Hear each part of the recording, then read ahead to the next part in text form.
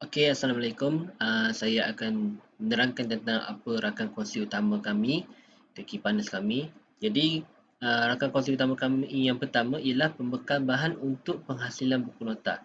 Mereka ni adalah sama ada pengilang atau pengeluar bahan yang kita tanggungjawabkan untuk menghasilkan buku nota. Biasa kita tahu buku nota ni adalah reusable. Jadi, untuk memastikan tu, kami memastikan mendapatkan pembekal yang mendapatkan bahan yang sesuai dalam penghasilan buku nota itu sendiri. Seterusnya adalah unit syarikat perisian yang bertanggungjawab membangunkan aplikasi berintegrasi, di mana kita akan hire atau ambil syarikat ataupun kami sendiri yang akan macam mewujudkan satu unit untuk membina perisian yang akan integrate dengan buku nota pintar kami ni. Seterusnya, ejen dropship, di mana dari sini kita akan mewujudkan satu pistol dalam perniagaan yang baru. Jadi, orang ini bukan setakat dia mempromosikan saja barang-barang kami, tapi dia juga dapat memanggil orang lain untuk berpakat. Maknanya mewujudkan satu persekitaran bisnes yang baru. Jadi dengan sama, bisnes kami akan perluas oleh mereka ni. Yang seterusnya adalah unit atau ejen pemasaran, mana mereka ni bertanggungjawab untuk mempromosikan unit khas untuk kami tubuhkan untuk promosikan produk kami. Jadi mereka ni bertanggungjawab akan cuba sebaik mungkin untuk memastikan barangan kami, itu buku nota pintar ni, terkenal dan sampai kepada pelanggan yang diinginkan. Dalam part BMC, saya akan membentangkan tentang aktiviti utama. Aktiviti utama yang akan dijalankan oleh syarikat kami ialah yang pertama pemasaran, yang kedua adalah perniagaan atas talian dan yang ketiga ialah aktiviti jualan secara langsung. Bagi pemasaran dilakukan adalah untuk mengembangkan lagi produk kami agar produk kami dikenali dengan lebih mendalam. Dan selain itu juga dapat mengukuhkan nama syarikat supaya orang ramai lagi mempercayai produk kami. Yang kedua ialah membuka perniagaan di atas talian. Bagi produk yang kami akan keluarkan ini, iaitu smart notebook, kami akan menjual produk kami secara atas talian seperti di media sosial, contohnya di WhatsApp group, Instagram, Telegram, Lazada dan juga Shopee, untuk mempromot barangan produk kami kepada pembeli yang gemar membeli secara online ataupun yang berada jauh daripada cawangan kedai yang sedia ada. Dan yang terakhir ialah aktiviti jualan langsung.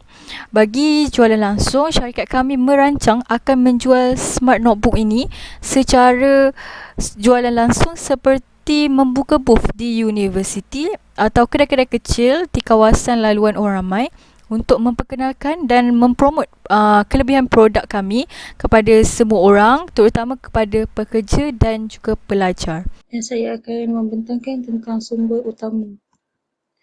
Pertama sekali ialah kemudahan simpanan.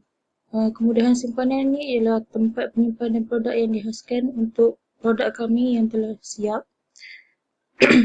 Nombor dua ialah mesin. Mesin ini digunakan untuk membangunkan produk kami. Nombor tiga, kilang, iaitu tempat khas yang mempunyai tempat penyimpanan dan juga masa pembuatan. Yang keempat ialah penjenamaan. Produk kami mempunyai penjenamaan yang tersendiri. Kelima ialah staf. Produk kami akan mempunyai staf yang akan terlibat secara langsung dalam pembangunan produk seperti penghasilan, pemasaran dan sebagainya. Akhir sekali ialah keuangan. Syarikat kami memerlukan sumber keuangan untuk membangunkan produk kami. Nama saya Dennis dan hari ini saya ingin membentangkan tentang penawaran nilai untuk Smart Reusable Notebook. Poin yang pertama ialah ia boleh mengubah nota menjadi file digital. Notebook pintar ini boleh digunakan semula membolehkan anda menulis dengan pen dan kertas standard. Sementara masih menawarkan keupayaan untuk mengubah nota tersebut menjadi file digital yang boleh anda edit dan manipulasi secara digital. Poin yang kedua ialah kapasiti tanpa had. Buku nota ini juga boleh digunakan semula dan membolehkan anda menghapus tulisan anda tanpa jejak.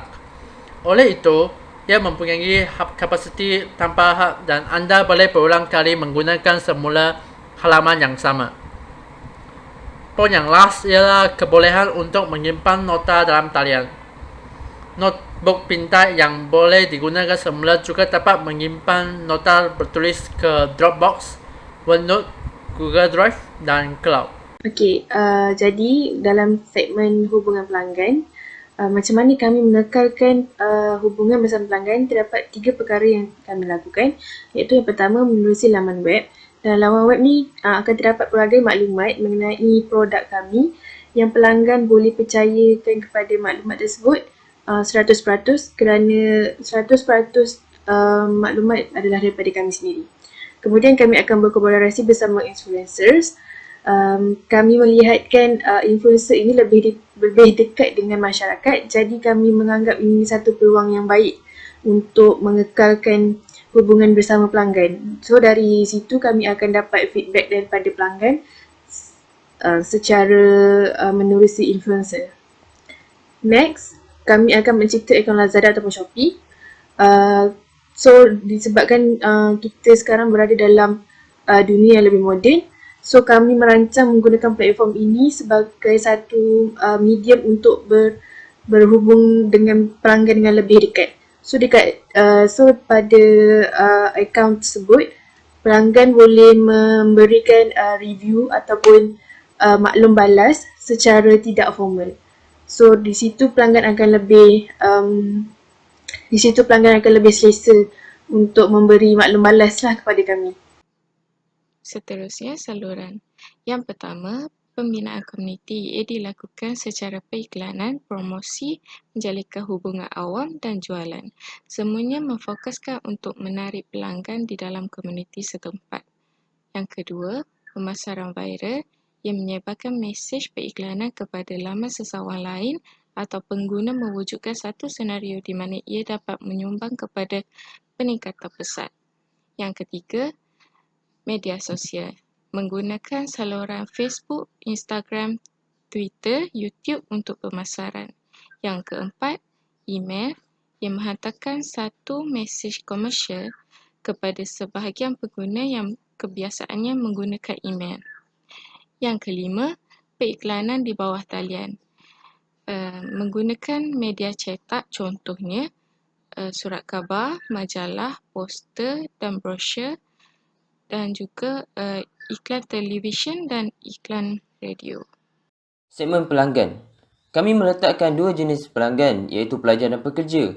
Bagi pelajar, umum kita ketahui proses pelajaran yang berkesan perlu menulis nota bagi mengingatkan poin-poin yang penting. Maka boleh dikatakan buku nota ini ibarat jiwa bagi pelajar. Dalam masa yang sama, pada zaman sekarang, pelajar tidak boleh hidup tanpa alat peranti mereka seperti telefon pintar, laptop dan sebagainya. Boleh kita simpulkan bahawa pelajar tidak perlu masa yang lama untuk tahu cara penggunaan smart notebook ini dan insya-Allah mereka akan selesa menggunakan teknologi ini. Seterusnya bagi pekerja, segmen pasaran berpotensi tinggi dalam teknologi ini.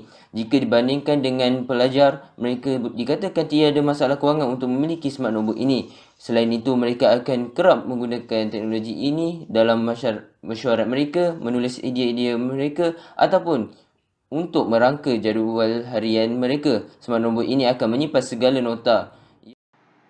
Baiklah, seterusnya ialah cost structure. Dalam cost structure ni ada 4 pada penting yang kita perlu titik beratkan.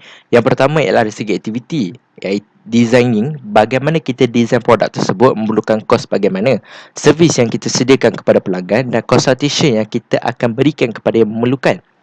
Partner, di mana kita dapat bahan mentah dan di mana kita pasarkan produk. Yang ketiga, resource. Bagaimana kita bayar gaji pekerja, berapa bilangan pekerja dan bil elektrik, bil air serta bil internet. Last sekali ialah penyediaan facility office. Dan tidak lain tidak bukan, company memerlukan juga insurans, iaitu 3 jenis insurans yang kita perlu tahu, iaitu insurans pekerja, property dan juga produk. Jadi itu saja kita dapat simpulkan bagi mencorak bajet yang kita perlukan untuk melaksanakan produktiviti. Sekian, terima kasih.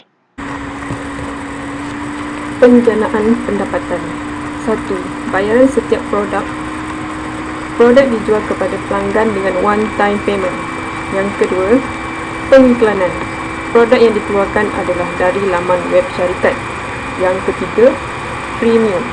Produk mempunyai demo cara bagaimana ia digunakan dan arahan untuk menggunakannya disediakan. Dan yang keempat, kos penghantaran. Servis penghantaran produk akan dikenakan kepada setiap pelanggan bergantung kepada jarak penghantaran.